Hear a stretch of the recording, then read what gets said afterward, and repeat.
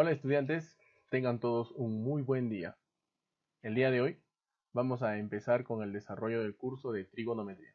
Como primer capítulo veremos sistemas de medición angular. Vamos a recordar un poco acerca de este tema. Primero que nada tengo que recordar qué significa el ángulo trigonométrico. Un ángulo trigonométrico es aquel que se genera por la rotación de un rayo. Y esta rotación origina un sentido. En el ángulo trigonométrico vamos a encontrar dos sentidos, ¿sí? El primero, que es el giro antihorario. Por tanto, el ángulo va a ser positivo. Si te fijas en la figura, el sentido de rotación de este ángulo me indica que está girando en contra de las manecillas del reloj. Por eso que se le llama así. Y el otro sentido que encuentro es el sentido horario. Y a esta denominación, el ángulo coge signo negativo. Luego de haber visto esta primera parte, vamos a tocar ahora lo que viene a ser los sistemas de medición angular. ¿Y qué son los sistemas de medición angular? Como habíamos visto anteriormente, el ángulo trigonométrico tiene que ser medido. ¿Y cómo puedo medir un ángulo? Pues para eso están los sistemas de medición angular. Son tres sistemas. Vamos a empezar con el primero, el sistema sexagesimal o inglés. Empezamos con lo más importante, la unidad de este sistema, que es el grado sexagesimal. Dato importante, para que te acuerdes, el grado sexagesimal siempre tiene esta denominación, un puntito arriba del numerito. Para analizar un poco lo que viene a ser el grado sexagesimal, tenemos que fijarnos siempre en una vuelta. De aquí podemos deducir que la medida de una vuelta en el sistema sexagesimal equivale a 360 grados.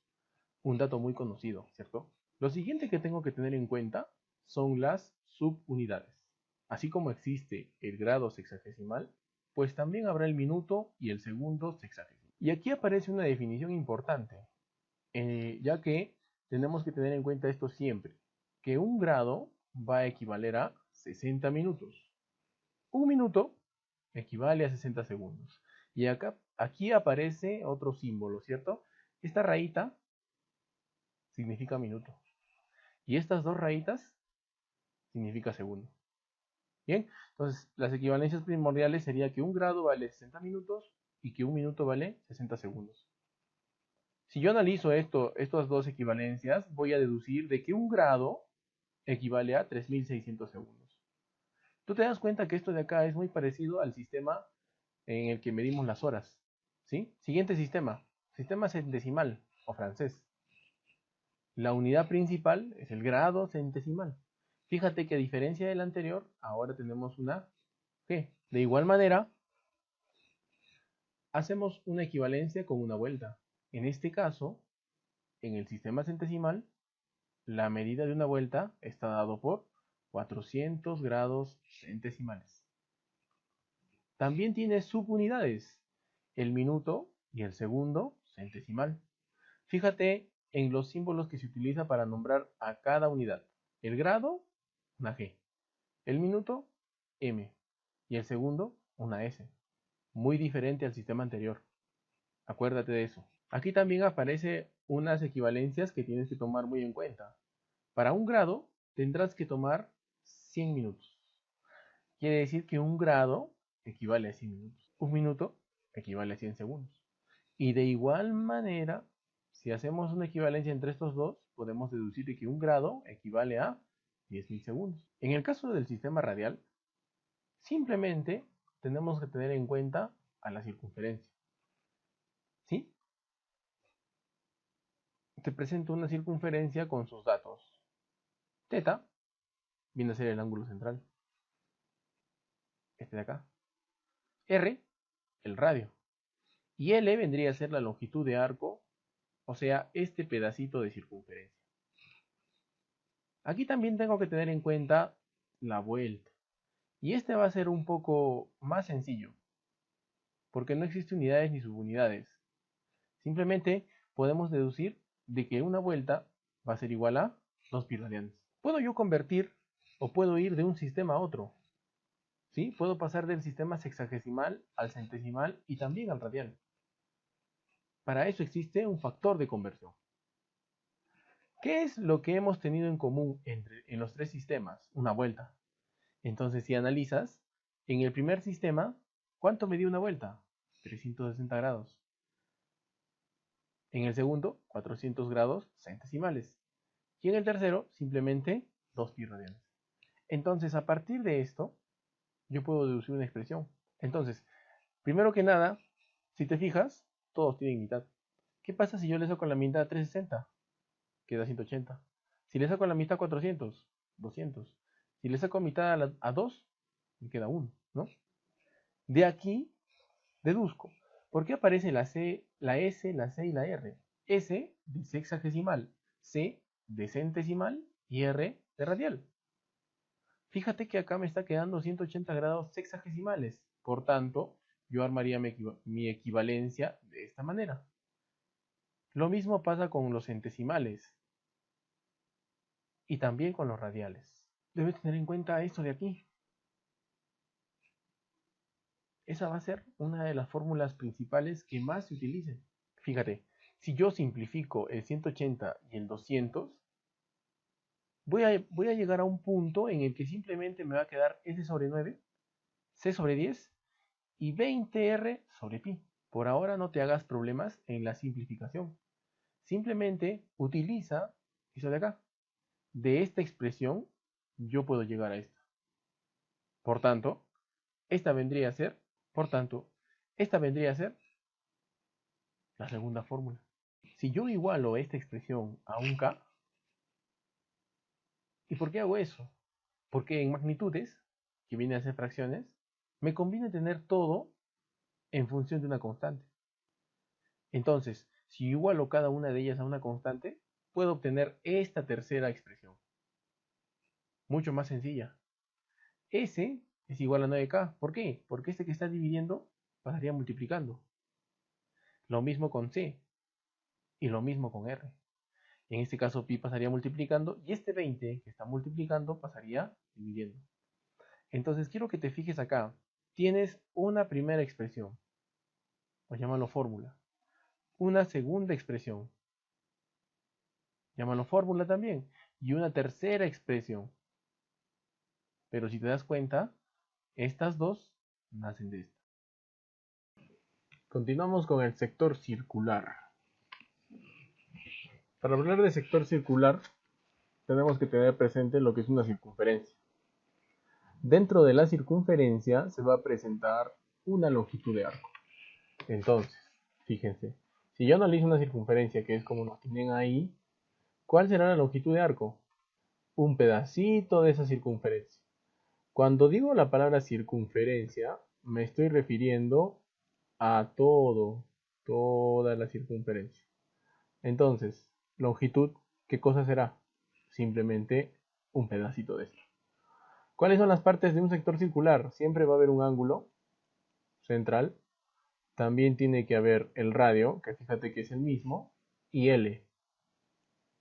L va a ser la longitud de arco. ¿Cuál es la fórmula general? Está acá. Longitud es igual a ángulo por el radio. AB entonces viene a ser el arco AB. R es el radio. Θ es el ángulo. Y L vendría a ser la longitud de arco. L es la longitud de arco. Perfecto. Siguiente. Área de un sector circular. También aparece el área de un sector circular. ¿Cuál es el área de un sector circular? Si el anterior simplemente era un trozo de la parte de afuera, ¿qué cosa viene a ser el área? Pues todo lo que está pintado de verde. Y fíjate que son las mismas partes del anterior, ¿no? Sigue habiendo un radio, sigue habiendo un ángulo y sigue habiendo L. ¿Sí? Solo que ahora nos vamos a enfocar en la parte pintada. Entonces, si ya está pintado eso, hay tres fórmulas para encontrar esa parte pintada, que se llama área, ¿no? La primera, la que se utiliza a veces, es esta de acá, en donde solamente vas a necesitar ángulo y radio. Va a haber algunos ejercicios en los que no tengas ni ángulo ni radio, pero tengas el radio y la longitud. Entonces utilizas esta fórmula. Y otro problema en donde simplemente tengas la longitud y el ángulo. Entonces tienes tres fórmulas, tú tienes que ver o tienes que decidir cuál te conviene utilizar según los datos del ejercicio. ¿Listo? Entonces, si continúan, bueno, acá están las partes del sector circular, que son las mismas en realidad, ¿no? El radio, el ángulo y L, que viene a ser la longitud del arco. No varía nada, ¿no? ¿Cuál sería la diferencia entre longitud y área? La longitud es esta parte de acá, ¿no? Solo la partecita de afuera. Y el área es todo lo que está pintado.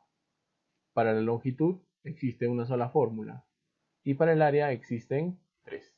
Trapecio circular. También aparece lo que viene a ser el trapecio circular. ¿Qué significa eso? Que ahora van a existir dos sectores circulares. ¿Cómo es eso? Fíjate acá. Primer sector circular que aparece, eso de ahí. ¿Sí? Olvídate de lo morado por ahora. Fíjate que solo hay acá, esta parte blanca, solamente es un sector circular, ¿cierto? Tiene su longitud de arco, tiene su ángulo y también debe tener su radio, ¿no? A este radio le podemos poner R. Pero también existe un sector circular grande, ¿sí? Que viene a ser el mismo ángulo, ¿no? Fíjate, es el mismo ángulo del sector circular pequeño. El radio más bien del azul, ¿cómo sería? El radio del sector azul grande sería R más H. ¿Y cuál sería su longitud de arco? L1. ¿Sí? Tienes que tener cuidado con eso. El trapecio circular no es otra cosa más que dos sectores circulares que comparten el mismo ángulo. Para eso también hay una fórmula. Puedo encontrar el valor del ángulo restando los dos sectores circulares, las dos longitudes de arco y dividiéndolas entre este de acá. ¿Sí? Eso sería para encontrar el valor numérico del ángulo central. Y si tú quieres encontrar el área de esta parte, o sea, la parte moradita, tendrías que utilizar esta fórmula de acá. ¿Listo? Existen propiedades también que seguramente las vas a llegar a utilizar. Te presento tres. ¿Bien? Son tres. Fíjate, si analizas cada una de estas propiedades,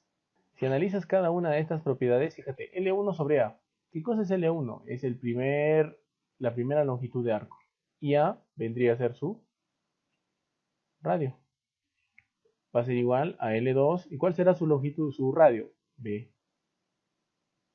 ¿Sí? En L3, ¿cuál será su radio? C. Entonces esta propiedad la puedes usar cuando te convenga, ¿no? Fíjate en esta. Tienes un sector circular, cada una tiene su área, y simplemente ¿cómo relacionas cada una de estas áreas? Si tú divides el área 1 entre el área 2, pues será igual a la longitud de arco 1 entre la longitud de arco 2. Y lo mismo va a pasar con sus ángulos. Y la última y tercera propiedad que te voy a presentar, fíjate, está multiplicando de forma cruzada, ¿no? Como una X. S1 por S3 debe ser igual a S2 por S4. Entonces estas propiedades van a ser muy útiles. Seguramente en algunos problemas las vas a necesitar, así que tenlas presentes siempre. Bien, lo que sigue a continuación es ver algunas aplicaciones con respecto al sector circular. La primera que tenemos es que nosotros podemos calcular el número de vueltas de una rueda, ¿sí? No importa qué tipo de superficie tenga, ¿ya? Si es una superficie plana o como está en el gráfico, una superficie con curvas.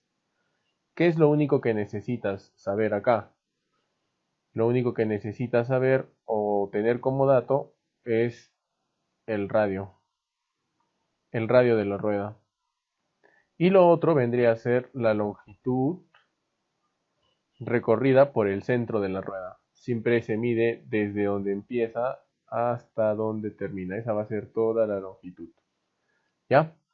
¿Cómo hallo la longitud? Muchas veces de repente no voy a saber cómo hallar la longitud. Entonces utilizo la fórmula principal de longitud de sector circular, que es igual al ángulo por el radio. En este caso, ¿cuál sería el ángulo? Va a ser el ángulo de giro de la rueda. ¿Sí? Acuérdate que el ángulo siempre tiene que estar en radianes. Entonces, la fórmula principal y la única bueno, la fórmula principal, la que vas a necesitar para resolver problemas con número de vueltas de ruedas es esta. Ya, esa de ahí es la que siempre vas a tener que tener presente.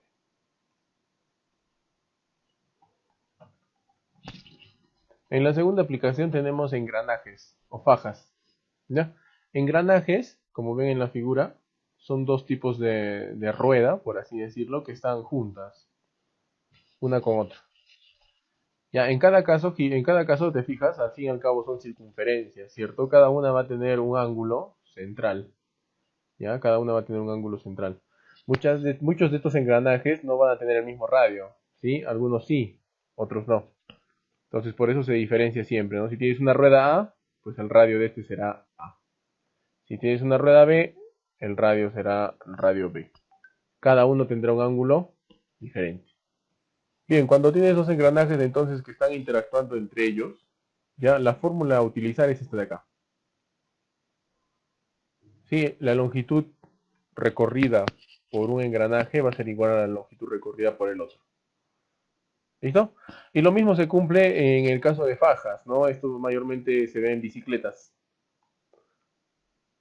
¿Qué se concluye de esto, no? Acá, por ejemplo, te das cuenta que el ángulo de una rueda multiplicado por el radio de esa rueda es igual al ángulo de la otra rueda multiplicado por el radio de la otra rueda, ¿no? Como es una bicicleta, son dos ruedas.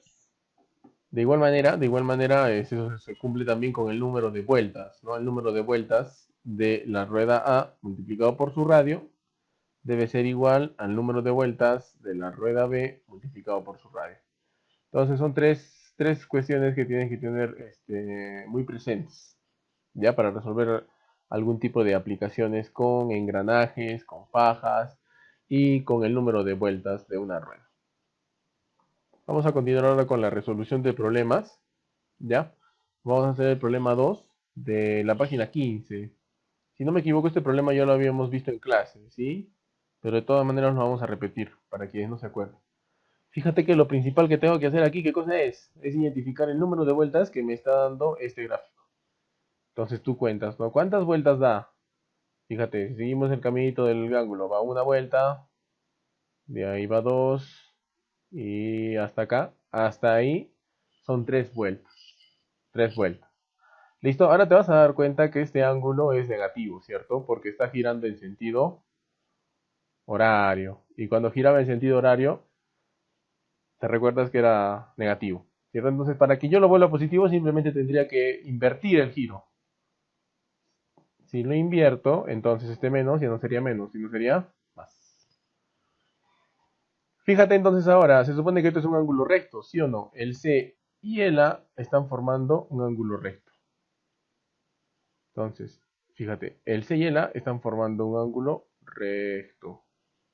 Si ya tenías acá 60, porque te acuerdas que lo habíamos invertido, el sentido de giro, este era más, ¿cuánto tendría que valer Y? Claro, ¿no? Por ser ángulo recto, Y tendría que valer 30 grados. Ya está. Entonces, mira, fíjate, primero que nada tienes que esto que vale todas las vueltas que hemos contado equivalen a 3 vueltas, ¿cierto? 3 vueltas.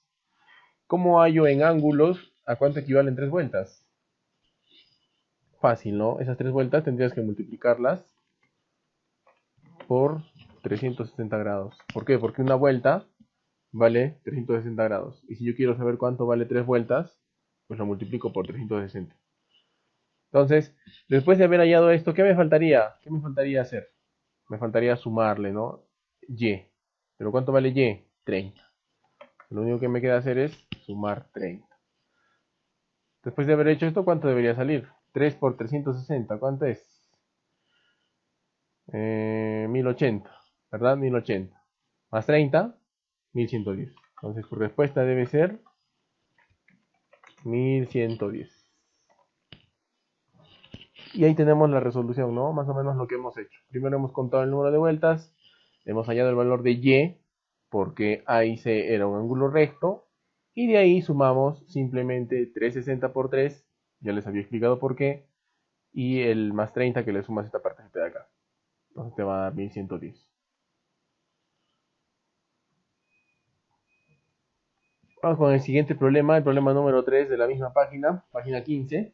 La suma de las medidas de dos ángulos es 7pi sobre 20 radianes y su diferencia es 30g. Calcula la medida del menor ángulo en el sistema centesimal. Ya está. Entonces, a estas alturas ya debemos saber cuáles eran los tres sistemas, ¿no? Muy bien, entonces, si continuamos con esto, primero tenemos que identificar los dos ángulos. Vamos a poner a los dos ángulos alfa y beta. Listo. Primer dato, dice que la suma de dos ángulos es 7pi sobre 20. Entonces escribimos la primera ecuación. ¿Sí? Alfa más beta es igual a 7pi sobre 20. Entonces, la siguiente dice su diferencia. Diferencia quiere decir resto.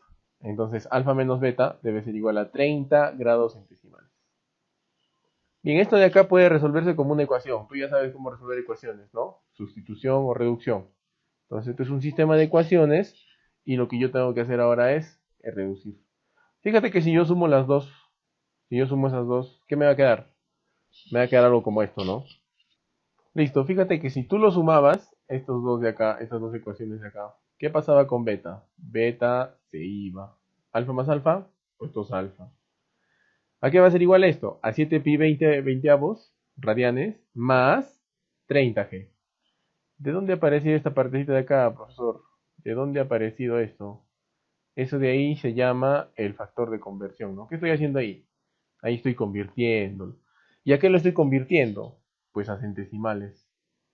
¿Sí? Acá tengo centesimales, entonces este que está en radianes lo voy a convertir a centesimales. ¿Listo?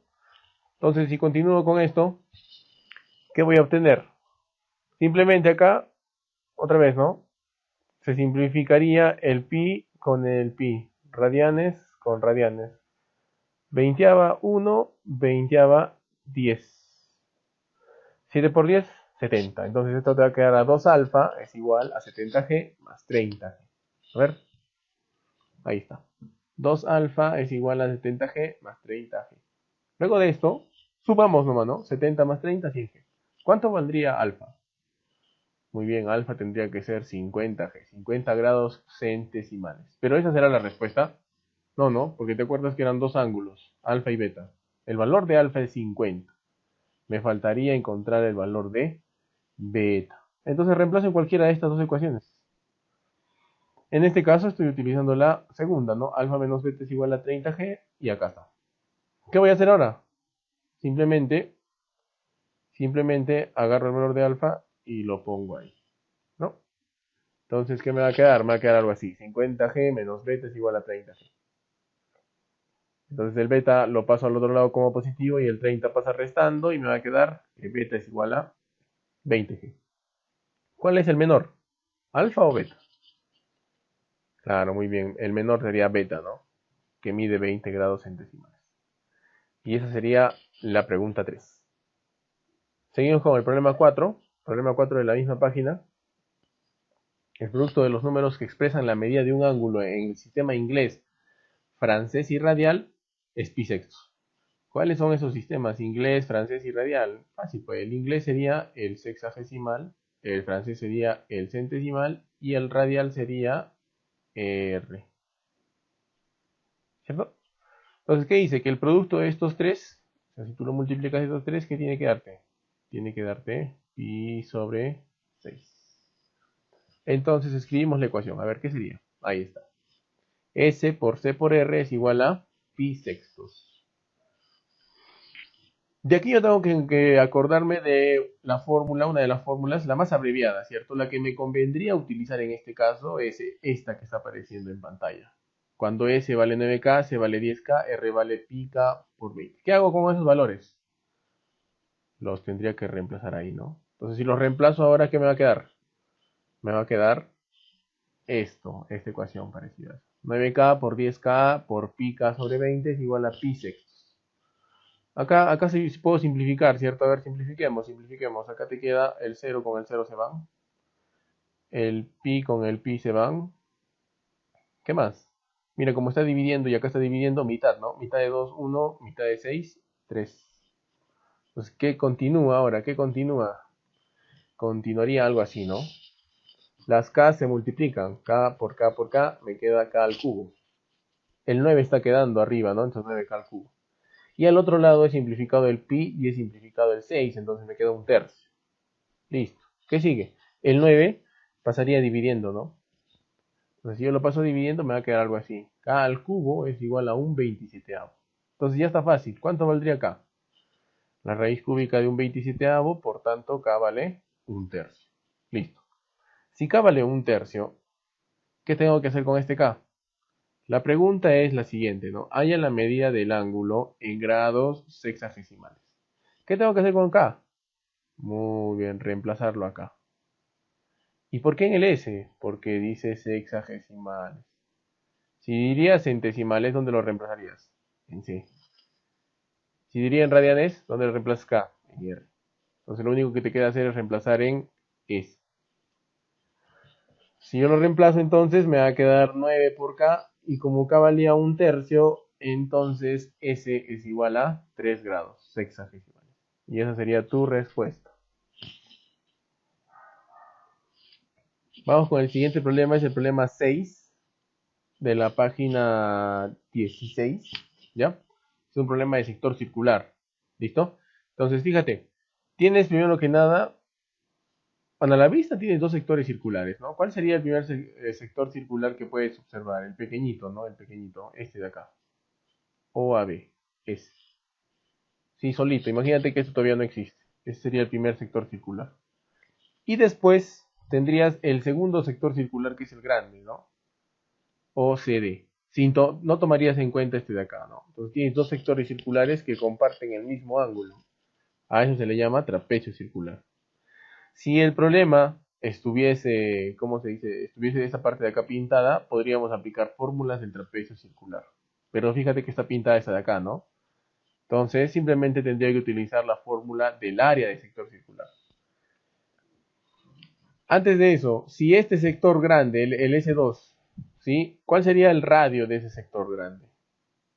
Si el pequeñito era una R minúscula, entonces yo podría simplemente hacer que este radio, que va de acá hasta acá, que sea una R mayúscula, ¿no? El R pequeñito es el S1 y el R grande es el S2. El ángulo es el mismo para ambos casos. Entonces, para no marearnos más, completamos el gráfico con el radio que les había dicho. ¿Listo? Y después aplicamos fórmula, ¿no? Fórmula del área. ¿Cómo sería el área del sector circular 1?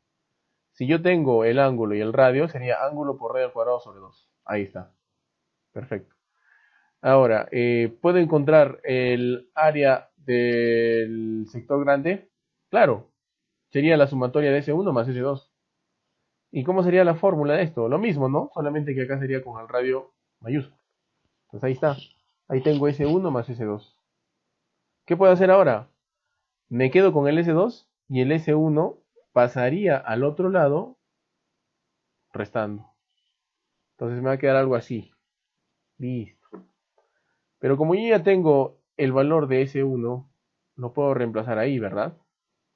Si reemplazo, me va a quedar esto. Perfecto.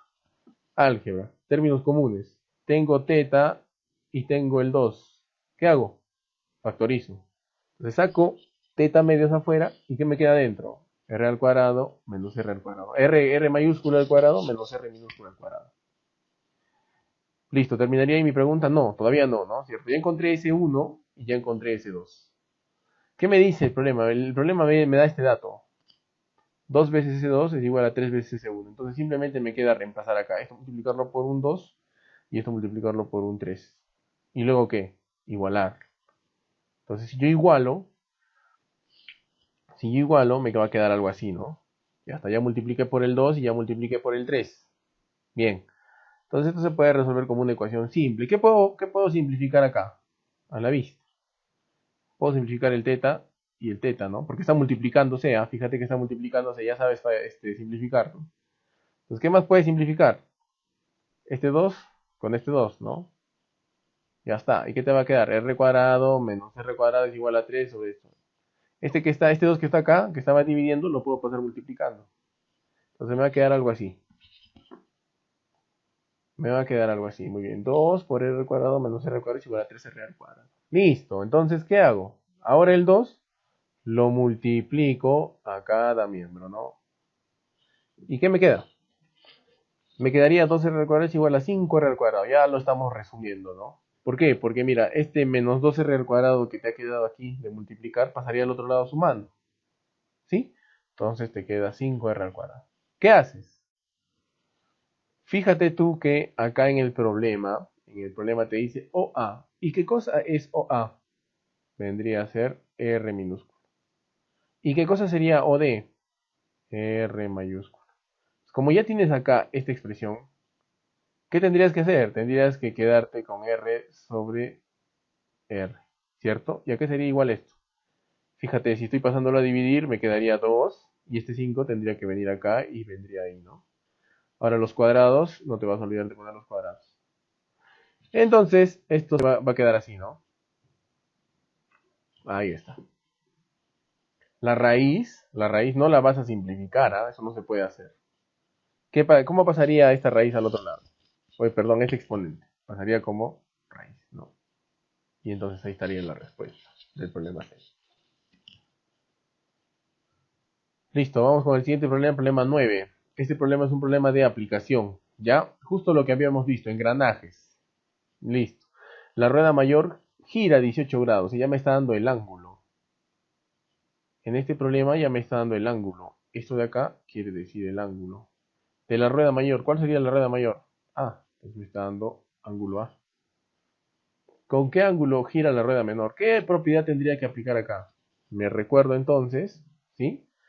Que por propiedad, o bueno, por teoría de esto es que se decía que los sectores circulares, cuando dos engranajes están juntos, eran iguales, ¿no? Por tanto, L1 y L2 van a ser iguales. ¿Y a qué era igual L? Simplemente era igual a la multiplicación del ángulo por el radio. Como tengo dos ruedas, entonces tengo que aplicar para ambas ruedas, ¿no? Para la primera rueda y para la segunda rueda. Ya tengo el valor del ángulo de A, entonces lo reemplazo acá. Y tengo el valor de los radios, ¿no? De cada uno, de 4 y de 2. Entonces simplemente sigo reemplazando y me va a quedar algo así, ¿no? Esto de acá está fácil y me quedaría que el ángulo de beta es igual a 36. Fíjate que lo más importante que has tenido que recordar de acá es que si dos engranajes están en contacto, se cumple esto sí o sí. Muy bien. Y vamos con un problema más de aplicación, que en este caso vendría a ser de una bicicleta que recorre 12 pi metros sobre una superficie rectilínea. Calcula la suma del número de vueltas de sus dos ruedas. Entonces es una bicicleta, ¿cierto? Es fajas. Pero acá me dice recorre y me está mencionando el número de vueltas. Entonces había una fórmula para hallar el número de vueltas. Entonces, analizamos el problema. Si una rueda recorre 12 pi metros, bueno, una bicicleta tiene dos ruedas. Si una rueda recorre 12 pi metros, la otra también va a recorrer lo mismo, ¿no? Entonces ahí tengo las dos ruedas de la bicicleta y se ha movido eso, ¿verdad? Avanzado. Entonces, si una rueda, vamos a ver la rueda pequeñita, recorre 12 pi metros, ahí está. La rueda grande también debe recorrer 12 pi metros. Perfecto. Continúo, entonces cada rueda de la bicicleta recorre 12 pi metros. Eso hemos llegado, a esa conclusión hemos llegado. Luego aplico el número de vueltas para cada rueda, ¿sí? Porque obviamente si una rueda es más pequeña que la otra, no van a dar el mismo número de vueltas. Entonces por fórmula, y acuérdate esta fórmula del número de vueltas, ¿no? Aplico para cada rueda, para la rueda 1 y para la rueda 2. ¿Qué va a seguir? Entonces, lo único que tengo que hacer es sumar. ¿Por qué sumar? Porque el problema me dice calcula la suma del número de vueltas. Muy bien. Esto de acá está sencillo, creo, ¿no? ¿Qué tendría que reemplazar? R1, tengo el valor de R1, claro, R1 sería 0,6 metros y R2, 0,8. Entonces, si reemplazo, me va a quedar algo así. Ah, ¿y de dónde he sacado L1? L1, pues la longitud que recorre cada rueda, ¿te acuerdas? Era 12 pi metros de la rueda 1 y 12 pi metros de la rueda 2. ¿Sí? Entonces hay que tener muy presente esto. Listo, y esto de acá es una suma de fracciones, ¿no? Y al final, si tú resuelves esa suma, te debe quedar 17,5. Entonces, te puedo dejar para que tú hagas esta sumatoria, ¿no? Esta sumatoria. Que en realidad está sencillo, no te puedo ayudar con esto. El pi y el pi se van acá y se van acá. 2 entre 2, 6. 12 entre 2, 6. 6 entre 0,6, ya te sale un número, ¿no? Vamos a poner X. Más 6 entre 0,8, pues sale otro número. Y sumas estos dos y te debe quedar 17,7.